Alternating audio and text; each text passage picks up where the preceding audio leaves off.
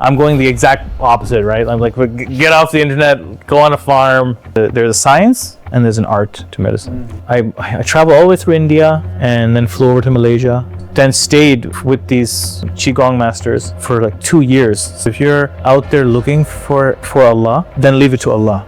It happens, it opens up things. Miracles in my life have happened because of that. I live in Canada, I was born there. The Eastern world is always behind. They're looking at the West, but they find out what's happening in like the Western part of the world, and it's always like 20 years behind. So naturopathic medicine takes into account all of these things. But before, like cutting edge, this type of like natural therapies, antibiotics and certain drugs, because that was new. Old therapies were being outdated. Okay, they went through their phase, and now they've come back, right? Towards the natural therapy. Towards natural therapy, and it's taking, like, this is the future of medicine.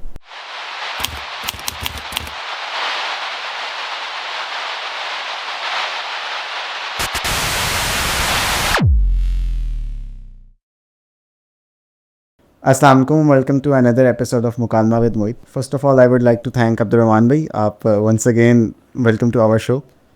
Uske baad, obviously our guest, Dr. Rehan Zaidi sir. I would like to thank you for your time. और आप आए there, thank you so much.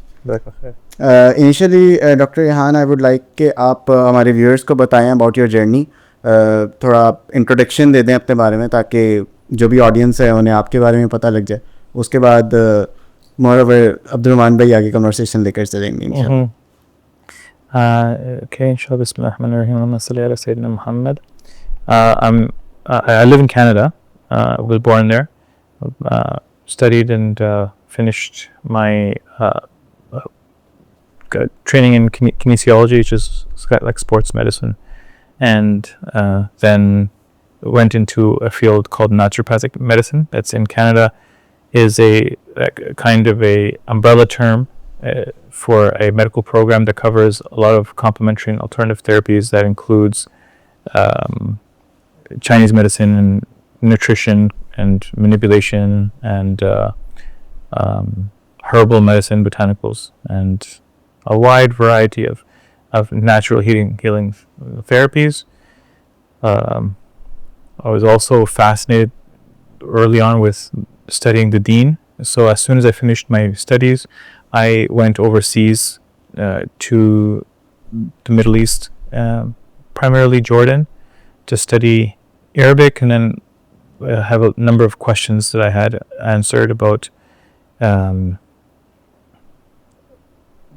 meaningful topics about purpose and our religious beliefs. It did stem a lot from my questions from university, like what my core belief system is, and because the Western world is dominated by a default atheist understanding, I had a lot of questions about my own belief system.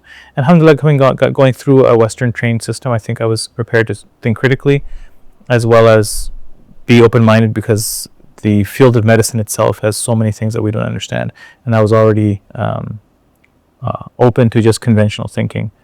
And alhamdulillah, I got a chance to study with many ulama, and as well as practice, as well as visit many healers around the world, from not only the Middle East but also the Far East. I went to Malaysia and Thailand and China and Singapore, that whole region, and during that whole time I was learning the deen, learning about healing techniques, medicine, running clinics as well, and taking notes.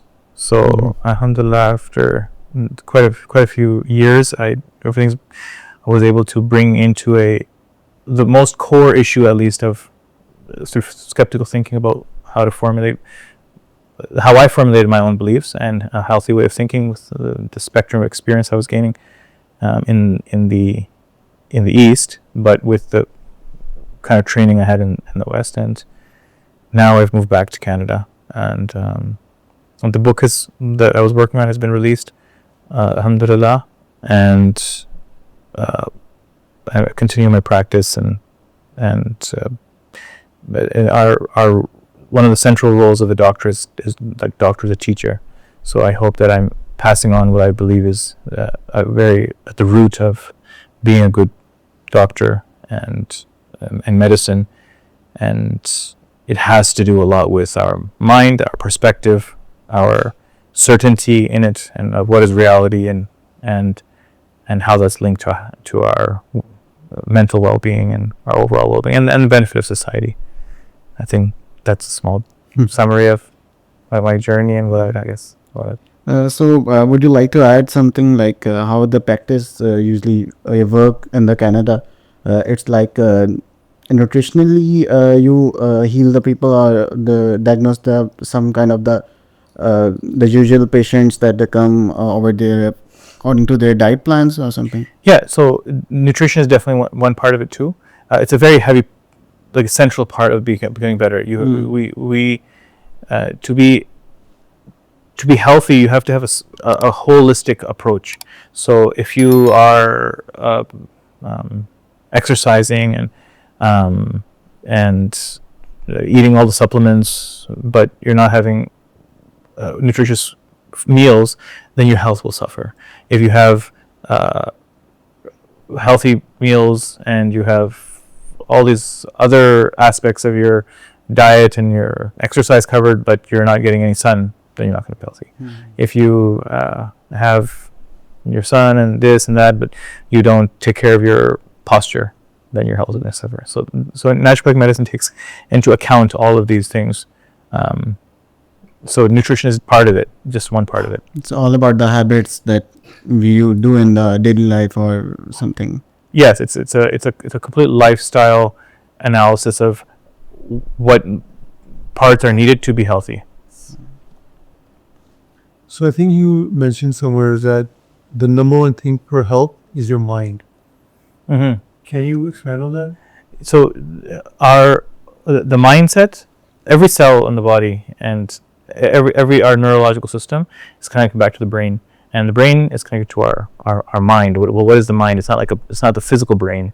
This is a secret of who we are as human beings, and that is influenced by our belief systems, our experiences, and that has a very deep connection to our health. So yes, the mental health of a person is connected to your health in the sense that if it's warped or negative or anxious or traumatized from your childhood, or all of these things negatively influence it, or it can become very positive. Even though the people in the most dire and difficult situations can be incredible resilience. It's just because of their perspective.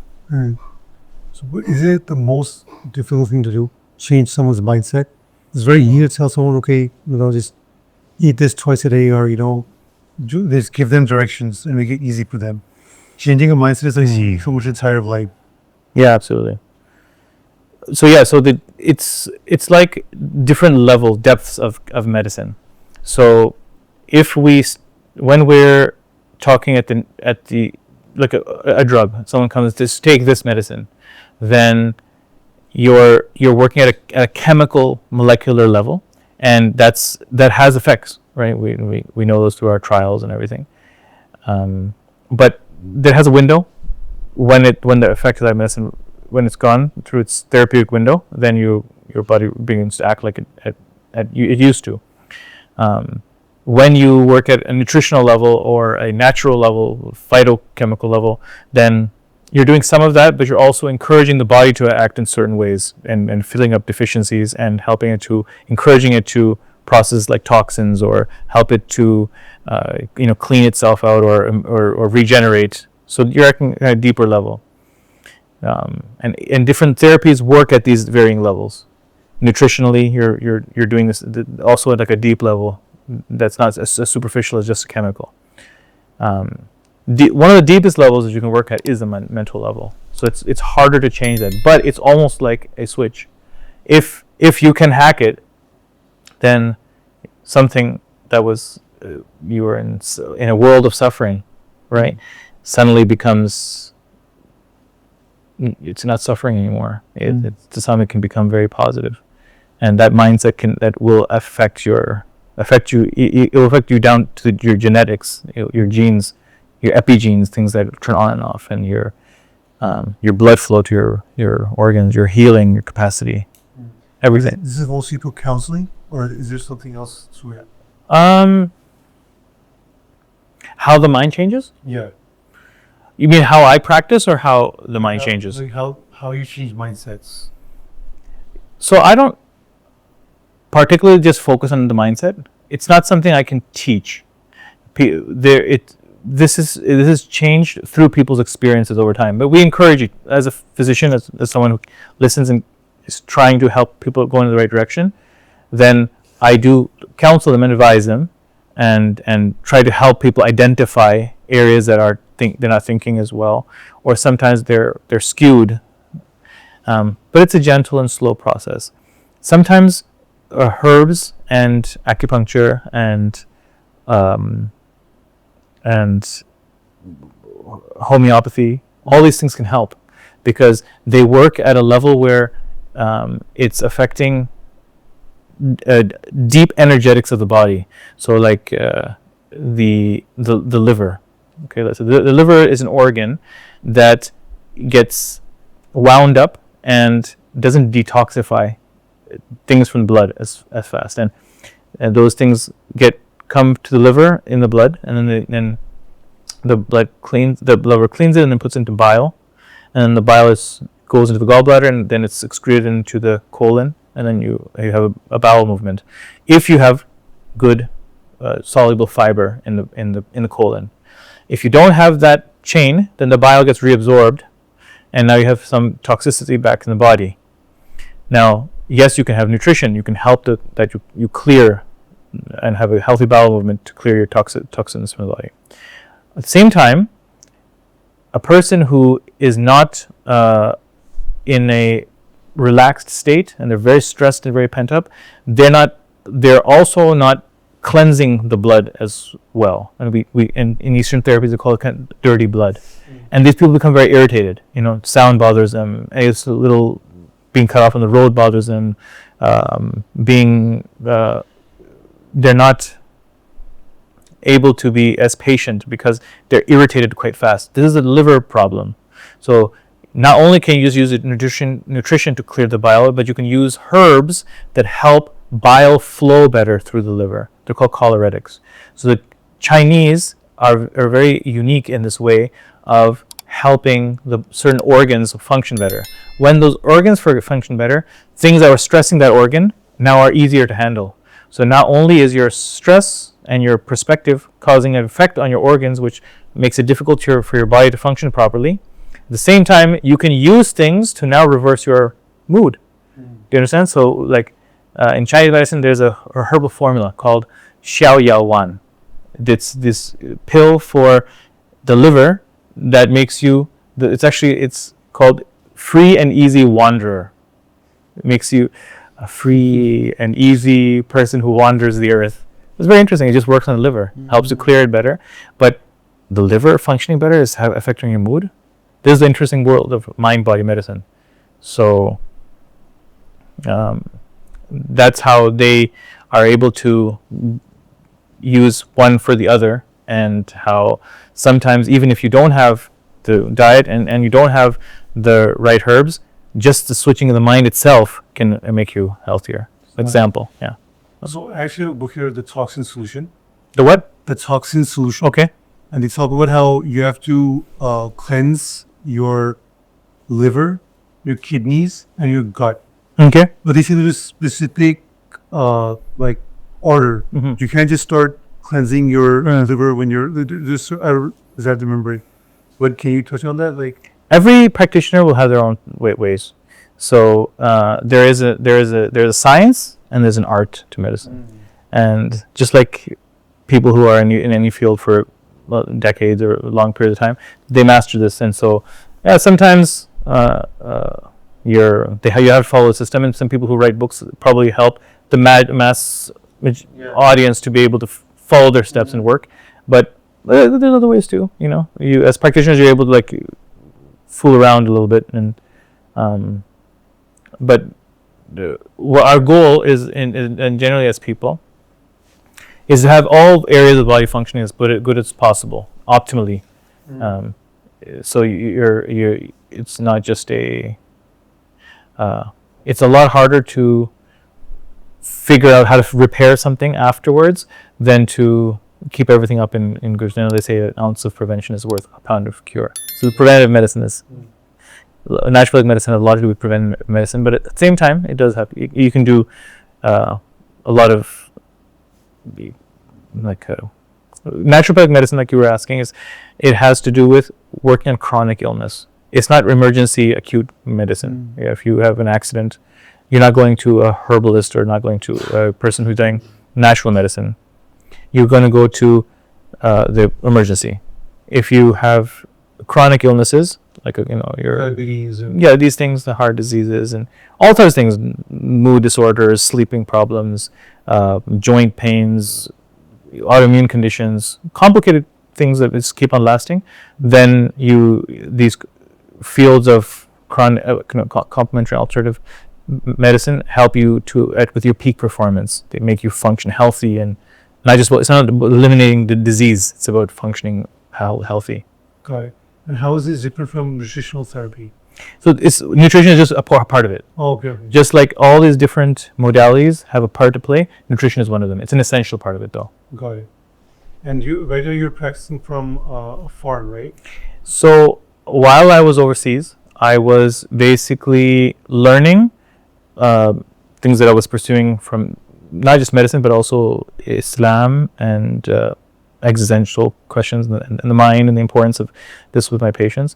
But I was also my practice was in integrative medical clinics that were like one of the biggest integrative medical clinics in the Middle East was the last project that I ended up exiting from. It was a medical doctor and myself who ran that, called BMC, Biomedical Clinic.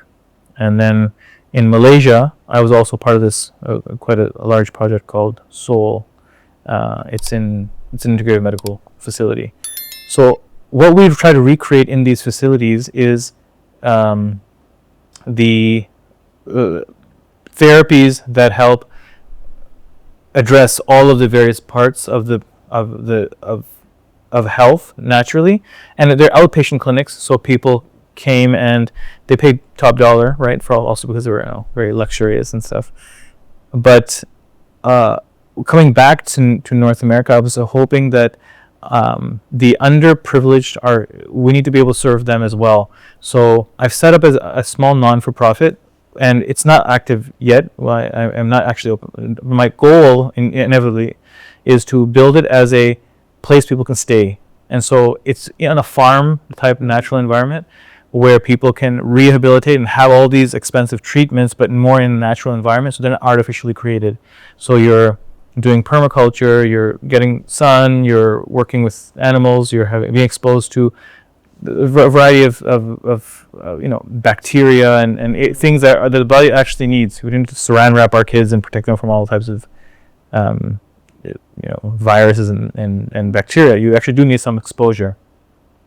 But in these natural environments, we end up using our hands and physical labor, and so the goal is to create a place where people can heal fully and stay. And inshallah, we'll be able to get there someday. It's in infancy, and it's an idea that's been cooking. But you're living in a farm right now. I live there, and I'm developing it. Yeah. How is that like?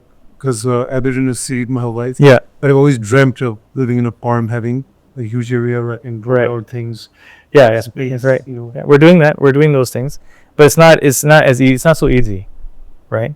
It seems like a dream, but it's like a lot of work. It's a lot of work, and but I have found benefit in it for my children. Like they actually manage the farm animals, and they're gaining a lot of insight. We're not homeschooling our kids, but they're being trained and schooled just from their experience of dealing and having responsibility with animals.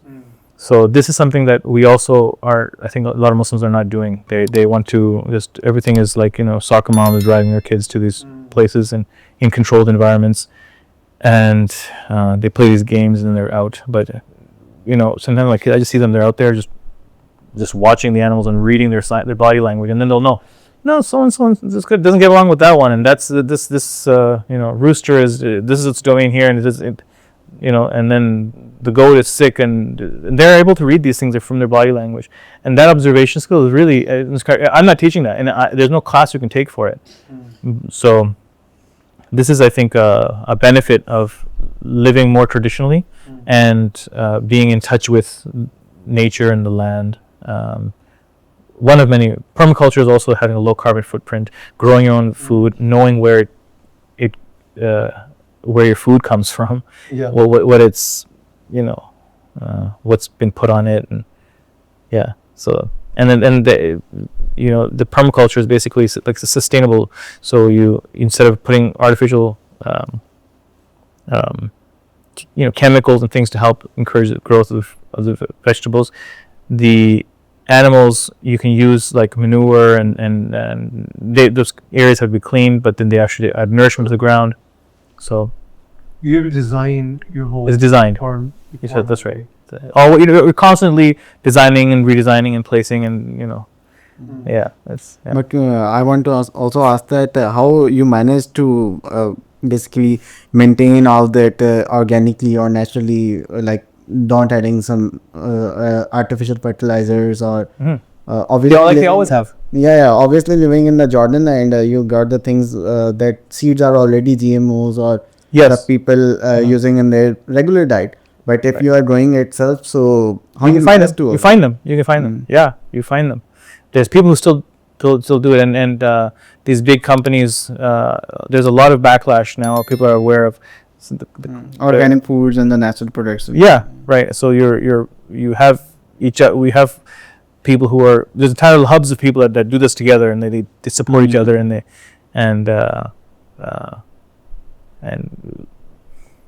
it's there's I think people really have to start exiting the cities for the health of themselves and their families and their mental health, and everyone is stuck in cities and stuck in the systems that we are all aware of, but the benefits are immense, and it is possible. We're learning as we go. We also didn't know everything, right? But you figure it out. So one thing I want to ask you, because us are an exercise brand, and we do a lot of mobility, and we do a lot of calisthenics, and a lot of things that don't involve lifting weights. And I was looking at your YouTube channel. I noticed that you also promote bodyweight exercise. Totally, yeah. So why do you think that bodyweight exercises are so important? So I have a martial arts background. I started with a very, very young age, competing in mixed martial. I started with Taekwondo, but then morphed into mixed martial arts and judo, and I went quite far with these areas of competition. And having big, bulky muscles is actually not. It's counterproductive. You get gassed out.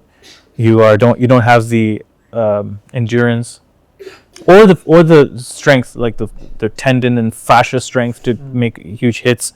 So it's not people who want to be very able to handle themselves in rough and unpredictable environments, to be able to hike, to go far, to be to fight. You want calisthenics types, functional core strength exercises, totally essential, absolutely. And you don't have you prevent from injuring yourself. Those my teachers, martial arts instructors, they're not huge bulk, they're small people with very strong in their tendons and their joints. Okay, and you also mentioned something that you have to you have an outing with your master. Was this something? You mean you're talking about qigong? Yeah, Having it? like you have to meet the master in person. Oh, okay, all right. You heard this? I was talking about this So in traditional martial arts, people don't just take things like, oh, he's the best master, let me go learn from. They want to see, can you actually do something? So many people touch hands. Yeah. So it's not like a rude challenge to the master, but sometimes it can even be. And so in the martial arts community, it's kind of accepted that you have to pressure test the teachers. And I've done this with all my teachers, and they always, put me in my place, and, but some of them haven't. And then you also know that this is probably not the best teacher. Yeah.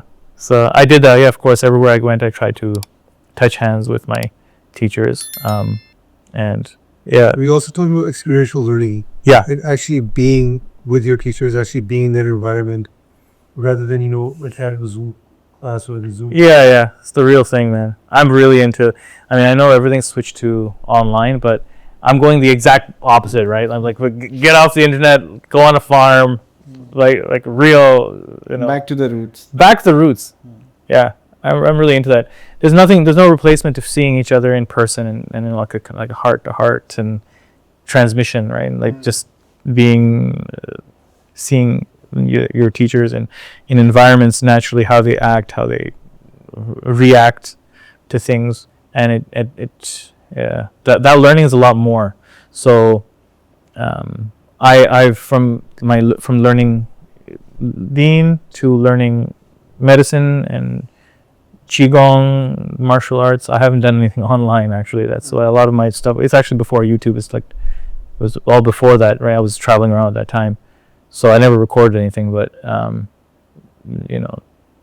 that's what I want to transmit or pass on to people who, if inshallah we're able to sustain people coming and staying, then I think it will be a lot more beneficial for them than just. So you think about like a group setting or like individuals coming in? I don't know. I'm not sure. I don't have that much help, like we're just doing it right now. I definitely should probably record something and teach in an online manner where I can dispel the information, but no one will really understand till they actually immerse themselves, till they see it, till they do it. Now, you can learn all you want about you should mix this amount of nitrogen and this much amount of carbon and this much into your compost. But until you actually, and it's all theory, right? When you actually do it, it's pretty easy, right? And this is how hot it gets. You just touch it, right? And so then you know how to make a compost. If you don't, we study a lot, but practically we don't know.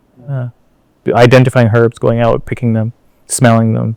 Yeah, it's an experience. So with Qigong, what do you feel was you told me about all these martial arts that you experimented with, that you practiced? Yeah, I went through them. I went all the way through. All the way through. Yeah. So you were like, you got belts and then. Yep.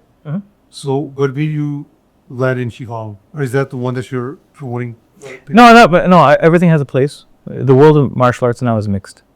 So if you can't be a purist, I'm just doing Taekwondo, I'm just doing karate, I'm just doing jiu-jitsu. Well, what about you doing jiu-jitsu? Then what about stand-up arts? What about striking? What about distance? What if someone closes the distance? Then you need judo at that time, So the world of martial arts is mixed. Now, Qigong and Tai Chi, and there's some internal arts that people have claimed that they can transmit and injure people with their Qi, but that needs to be tested. So I was fascinated by that for two reasons. Number one, does it have a martial aspect to it? Like, can you use it in a military or martial in combat? And second, it has a healing capacity. So in my experiences, and I have had a lot of silly and wild and crazy stories too. My understanding is that perhaps someone can use this energetic force for in a reliable martial way, but I don't see it as that replicable. I don't know people who really do. I've heard of it. I've even seen and experienced directly from them, but is that something really that everyone can do? Is that something that's reliable? Can it be used brought up at any time? I'm not sure. And but the self-healing aspect is very real. Yes. So the Qigong is part of a system of, maybe you can't use it in the ring, but for self-healing, yes. And it has a lot, again, to do with the mind and your state. So I tried Tai Chi when I was in Chicago. for a couple of weeks, but I didn't really get the hang of it. But maybe it's because I wasn't practicing it too much, and I was also looking for quick results. So you feel like it's like requires a lot of patience. It is, yeah, for sure. So while I was doing this studying, I moved to, I traveled all the way through India, and all the way from the top to right through to in Kolkata, right, and then flew over to Malaysia, and then stayed with these qigong masters for like 2 years studying under their. I learned Mandarin to help me communicate with my teacher, my sifu, because he didn't speak English. So I dedicated myself very, very thoroughly, and there's some things this self healing and the chi, flow of chi, and these things. Definitely, I can say that you through my practice I was able to do. But beyond that, I say it's not something I can replicate reliably, and at times, even I'm not even sure whether or not it's there, and or even sure if other people who are claiming it to be are even doing it really, because there's a lot of fakes, and there's a lot of NLP and the drama and pleasing the master and these things, So it's true. So when would you like to explain some more about your journey, like where you traveled and what were the problems and how to make you sustain over the living? Oh yeah, home? that's a good practical question. Yeah, mashallah. I was younger. I had finished, on a shoestring budget, just my wife and I. We end up just making an intention that we would, inshallah, learn about the deen, but also just explore a little bit, and we thought that would be more fun than just the cookie cutter regular lifestyle, and so things open up when you take risks. So I did have a financial planner who told me, don't go with you only have $5,000 to your name, okay? And that was only after I sold my car. It was just enough to get a ticket and then get over there. And subhanAllah, at the end, we ended up even making a little bit of things come together, and then we blew that on Hajj, actually. A little bit cheap. It was a little bit cheaper during those years, and also if you're living there to go from there. But what happens is that definitely if you want to study, I think we're not here for just meaningless, monotonous 9-to-5 jobs and just try and keep up with superficialities, right? If Allah is real and Allah wants us to know Him, and He sent us for a purpose, then He's going to make everything happen. So if you're out there looking for Allah, then leave it to Allah. It happens. It opens up things. Miracles in my life have happened because of that. Just making dua and. Would you like to explain anyone? Huh? Anyone? If you are comfortable with that. See, some people may not consider a miracle, but one of my teachers asked me to. He said, "Go to." So I was in Jordan at the time.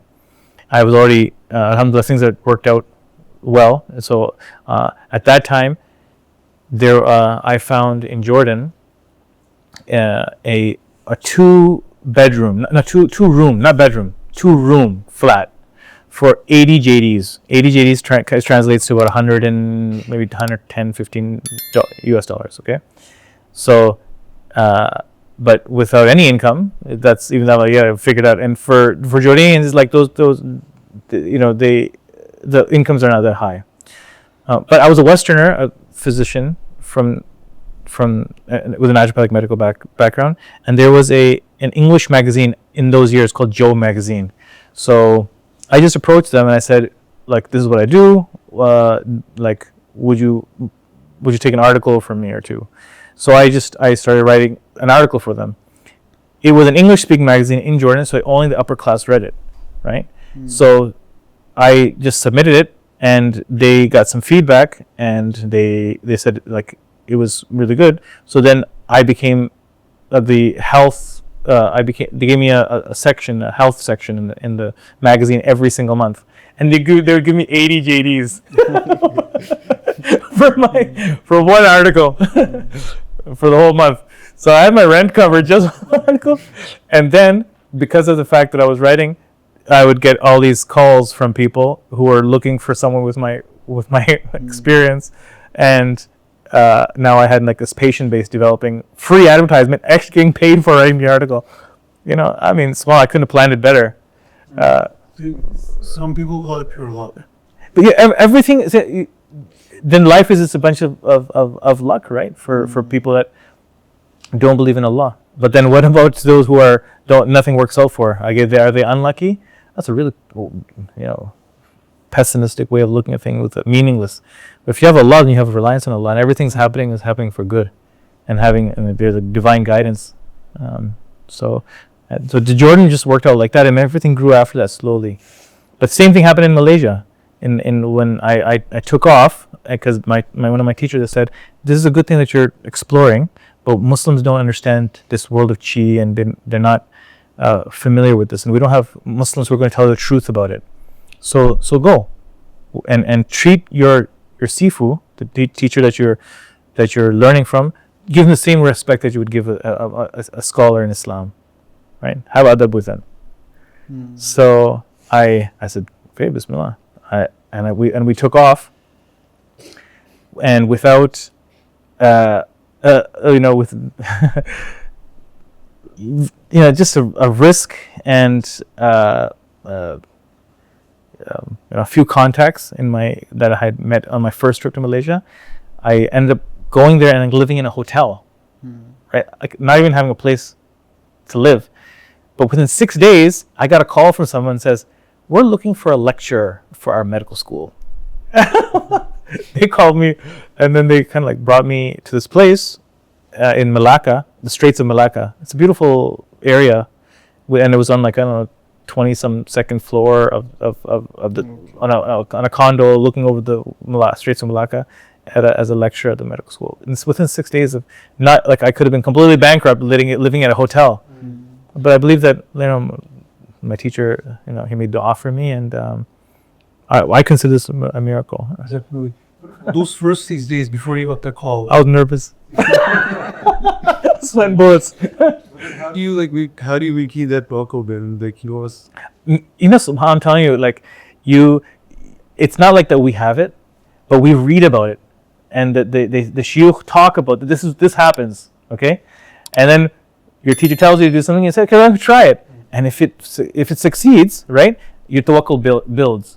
And I've seen things like this in my life that just feels like, okay, you know what? All the books were right, man. The ulama, that way they're talking about their experiences, it really can happen. Before that, how do you experience it without taking those risks? Yeah, I mean, I don't know. I guess you can trust them, but when you have your direct experience, it makes it a lot more. So is it fair to say that when making that decision, it's where that tawakkul really counts? And because afterwards you really can't do much, right? Afterwards it's serious, like eject. Yeah, abort plan. I was considering it. Yeah, really? Yeah, for sure. I had at that time I had like a newborn.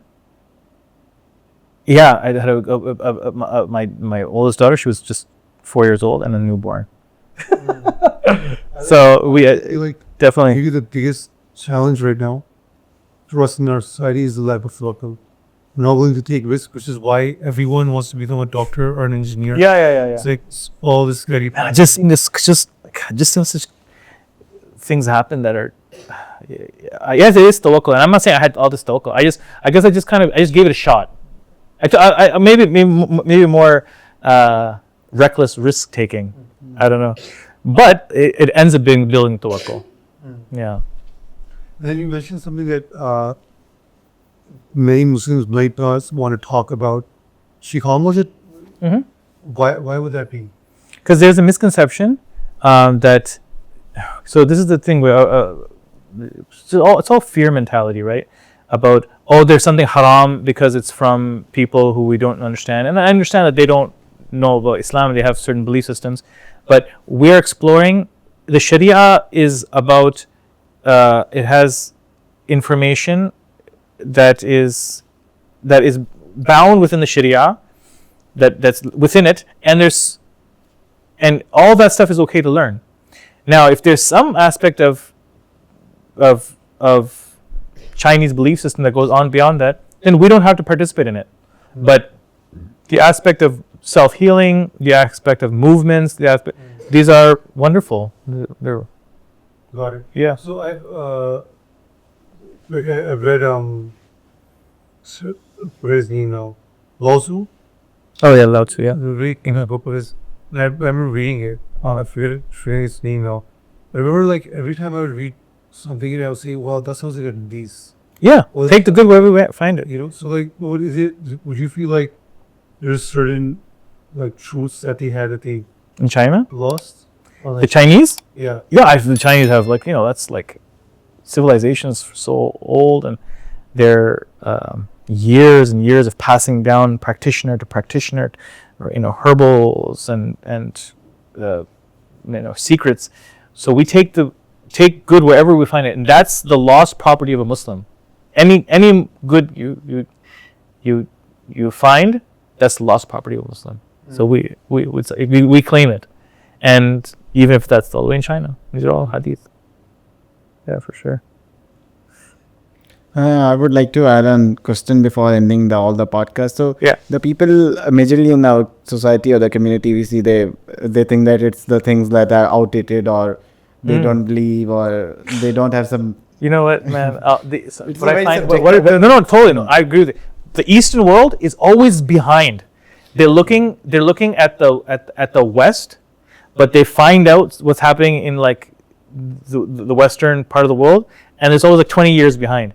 So before, like More. cutting edge, this type of like natural therapies were when the advent of antibiotics and certain drugs there, because that was new. So old therapies were being outdated. Okay, they went through their phase, and now they've come back, right? Towards the natural therapy. Towards natural therapy, and it's taking like this is the future of medicine, all right? And there's so much research going into it, and it's cutting edge. But despite all this, these like people in the West is still turning to 20 years old stuff that came out, and foregoing their own roots that they were actually good at, things that we were doing that now the West is taking from us and then claiming as if it's theirs, So I mean, have some pride in yourselves and like your practices, and mashallah, the deen is filled with secrets. So What would you say was your mindset? Like, talk about changing mindset, right? What changed your mindset? Every time with growth, you're changing your mindset.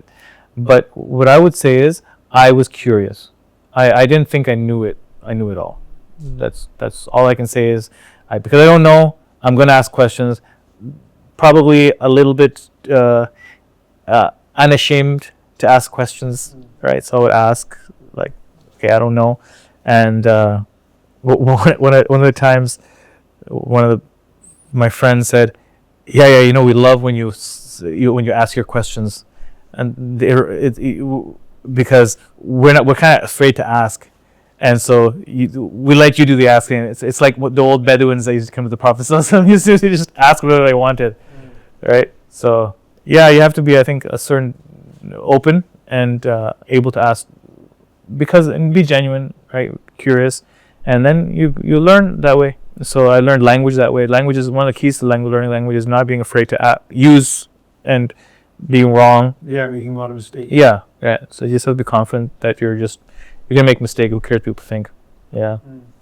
And because I'm curious in asking, the curiosity allows me to I guess be open to new ideas. And if something is good, then I've always, mashallah, benefited from like alhamdulillah, always doesn't have to be a sheikh. It could be a child. It could be someone who people don't consider some scholar or whatever, but they're good people. Need an elderly man who just has lived life, right? He's raised children. That guy's got wisdom, man. Take from him.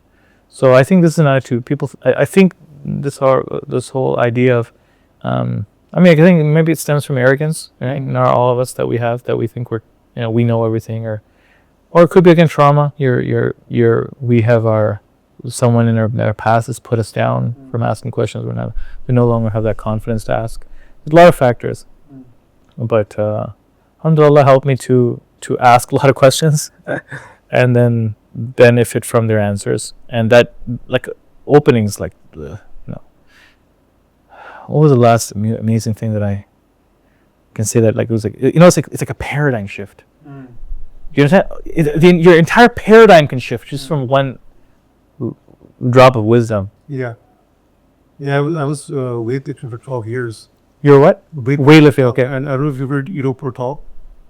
No. The movie expert. And when I listened to him, it was like everything changed. Like, Yes. don't need weights ever again. Yeah.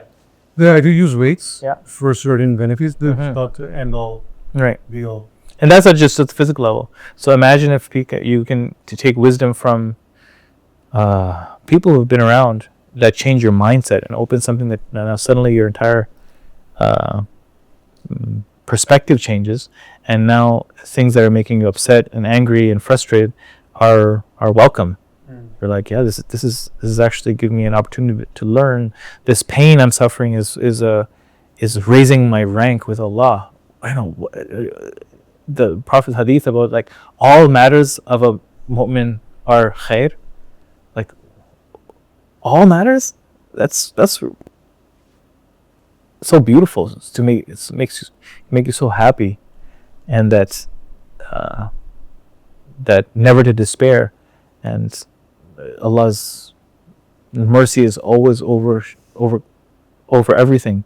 So if you have an intention to do some haram, but you don't do it, you get a reward for the fact that you didn't do it, right? And if you had an intention to do good and you do it, you get a reward for the intention and the action. So you, out of 4 situations, you get your reward in 3. Only when you actually get something mark against you is actually if you go through a bad action. So these things again, this is sort of refreshing. You're not living in fear and blame and guilt as much. You're living in understanding Allah's mercy and gratitude. And gratitude is another huge mental gift that you can do for your health. That there are a lot of research coming up about. Yeah, I mean, like people in the West talk about gratitude journals. We're supposed to say, Alhamdulillah. Yeah, on everything. Yeah, mashallah. And the Prophet smiled all the time. So on our way here, I asked you, do you want to have a sandwich? Is this too late for me? Yeah. Because this is special question for people in Pakistan. Oh, okay. Late night rushing. Khana khaye chalte hain 11 o'clock. Yeah, so why is that? Like, is it from a mental health, sleep, or sleep too? But eating late, every time we eat, every time we put anything into our mouth, our insulin spikes. Our first of all, your blood sugars rise, and then your insulin spikes, and then that has an inflammatory effect. When your muscles and your body uses that what's in your bloodstream, then you're able to drop your blood sugars and regulate. But if you don't have that movement, it floats around in the blood for a long time, and then it goes to storage.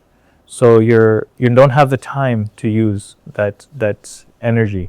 So eating early on in the day, finishing your meals, like I know it's like I used to laugh when in Canada we're like gore log to 4 baje khana khatam kar lete. We're having dinner like 11 o'clock. Dad's getting home from right. In Pakistan, I think they still do that, but like I'm like one of those guys now.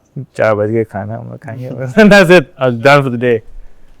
Yeah, and it's very good for your inflammation. Decreases your inflammation. That fasting period, you're basically fasting all night, from like onwards, and then by morning, you're actually breaking that fast breakfast.